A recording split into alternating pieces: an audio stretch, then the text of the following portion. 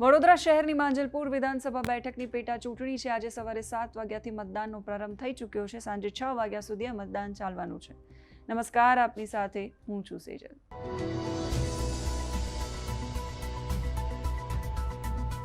વડોદરાની માંજલપુર વિધાનસભા બેઠક પર મુખ્યત્વે શાસક પક્ષ ભાજપ અને વિપક્ષ કોંગ્રેસ વચ્ચે સીધો અને રોમાંચક જંગ છે. સ્વર્ગસ્થ ધારાસભ્ય યોગેશ પટેલનો ગઢ ગણાતી આ બેઠક પર ભાજપ પોતાની વર્ચસ્વ જાળવવા માટે મથી રહ્યું છે, તો બીજી તરફ કોંગ્રેસ છે સ્થાનિક ઉમેદવારને મેદાનમાં ઉતારી અને મજબૂત પડકાર ભારતીય જનતા પાર્ટીને ફેંક્યો છે. ચૂંટણીમાં ભાજપના ઉમેદવાર સતીશ પટેલ અને કોંગ્રેસના ઉમેદવાર ભીખાભાઈ રબારી વચ્ચે કાંટાની ટક્કર છે. ગુજરાતની આ એક એવી વિધાનસભા બેઠક છે જ્યાં આજ સુધી વિપક્ષ ક્યારેય જીતી શક્યું નથી. સંસ્કારી નગરી વડોદરાની 145 માંજલપુર વિધાનસભા બેઠકની માંજલપુર બેઠકનો ઇતિહાસ બહુ જૂનો નથી. વર્ષ 2008માં જ્યારે ચૂંટણી પંચ દ્વારા નવું સીમાંકન કરવામાં આવ્યું ત્યારે આ બેઠક અસ્તિત્વમાં આવી. વડોદરા મહાનગરપાલિકાના વોર્ડ નંબર 4, તરસાલી અને કપુરાઈ જેવા વિસ્તારો આમાં જોડાયા. આ બેઠકની સૌથી મોટી ખાસિયત એ છે કે ભારતીય જનતા પાર્ટીનો અજય ગઢ ગણાય છે. 2012ની પ્રથમ ચૂંટણી હોય કે 2017ની લડાઈ હોય, ભાજપના દિગ્ગજ નેતા યોગેશ પટેલ એક હથ્થું અહીંયા શાસન કર્યું છે. એમણે 2017માં કોંગ્રેસના ચિરાગ ઝવેરીને 56,000થી વધારે મતોની જંગી સરસાઈથી એમણે હરાવ્યા. 2022માં પણ અહીંયા ભાજપે ભગવો લહેરાવ્યો. વર્ષ 2026માં આ બેઠક પર એક મોટો વળાંક એ આવ્યો કે લાંબી બીમારી પછી લોકપ્રિય ધારાસભ્ય યોગેશભાઈ પટેલનું જૂન 2026માં અવસાન થયું, જેના કારણે આ બેઠક ખાલી પડી. જુલાઈ 2026માં અહીંયા હાઈ વોલ્ટેજ પેટા ચૂંટણી યોજાઈ, એટલે કે આજના દિવસે માંજલપુર વિધાનસભા સીટને જેનો ભાજપનો ગઢ માનવામાં આવે છે, જોવાનું એ રહેશે કે આ સીટમાં કોંગ્રેસ ગાબડું પાડી શકે છે કે કેમ.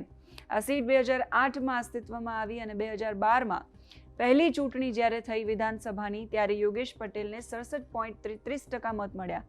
2017ની વિધાનસભાની ચૂંટણીમાં ભાજપના ઉમેદવારને 65.50% મત મળ્યા.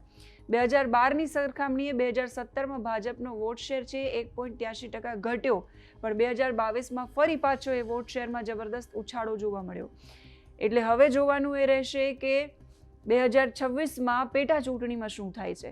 વિધાનસભા ચૂંટણી 2022માં માંજલપુરમાં ભાજપના ઉમેદવાર યોગેશ પટેલ 75.85% વોટ શેર મેળવી અને જીતની હેટ્રિક એમણે લગાવી હતી. જો કે એમનું અવસાન થતાં સીટ ખાલી થઈ અને ભાજપ તરફથી સતીશભાઈ પટેલને અને કોંગ્રેસ તરફથી ભીખાભાઈ રબારીને ઉતારવામાં આવ્યા છે મેદાનમાં. 2026માં આજે જે મતદાન થઈ રહ્યું છે એમાં બંને ઉમેદવારોનું ભવિષ્ય ઈવીએમમાં કેદ છે. જોવાનું એ રહેશે કે હવે કોણ બાજી મારે છે. માંજલપુર વિસ્તાર જ્યાં કુલ 2,19,494 મતદાર નોંધાયેલા છે, જે માહિતી કલેક્ટરે આપેલી છે પ્રમાણે, જેમના માટે 260 મતદાન મથકો તૈયાર છે. ચૂંટણીનું પરિણામ 3 ઓગસ્ટે આવવાનું છે. કર્મચારીઓ જે મતાધિકારનો સરળતાથી ઉપયોગ કરી શકે એટલા માટે એમને અડધા દિવસની રજા આપવામાં આવી છે. 520 કેમેરા છે જે મતદાનની દરેક હિલચાલનું લાઈવ મોનિટરિંગ કલેક્ટર કચેરીમાં કરવામાં આવશે. કંટ્રોલ રૂમમાં પોલિંગ સ્ટાફને 28 રૂટ મારફતે મતદાન મથકો સુધી પહોંચાડવાની વ્યવસ્થા છે. આ પ્રક્રિયામાં 286 presiding officer, 858 polling officer, 286 peon અને 1400 કરતાં વધારે પોલીસકર્મીઓ ફરજ પર છે. કાયદો વ્યવસ્થા જાળવવા માટે અર્ધલશ્કરી દળોની ટુકડીઓ પણ તૈનાત છે. સંવેદનશીલ મતદાન મથકો પર માઇક્રો ઓબ્ઝર્વર્સની પણ નિમણૂક કરાઈ છે. મતદારોની સુવિધા માટે દેશમાં સૌથી પહેલીવાર મતદાન મથકો પર મોબાઈલ ડિપોઝિશન સેન્ટર શરૂ કરાયા છે. એટલે મતદારો પોતાનો ફોન આ ડિપોઝિશન સેન્ટરમાં જમા કરાવી શકશે અને ત્યાર પછી પોલિંગ બૂથમાં મતદાન માટે જઈ શકશે. તમામ 260 મથકો પર 100% વેબકાસ્ટિંગ દ્વારા કલેક્ટર કચેરીથી લાઈવ મોનિટરિંગ થઈ રહ્યું છે.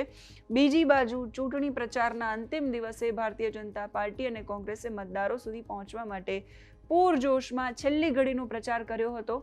વર્ષોથી જે ભાજપની ગઢ ગણાય છે માંજલપુર બેઠક પર આ વખતે સીધી ટક્કર છે.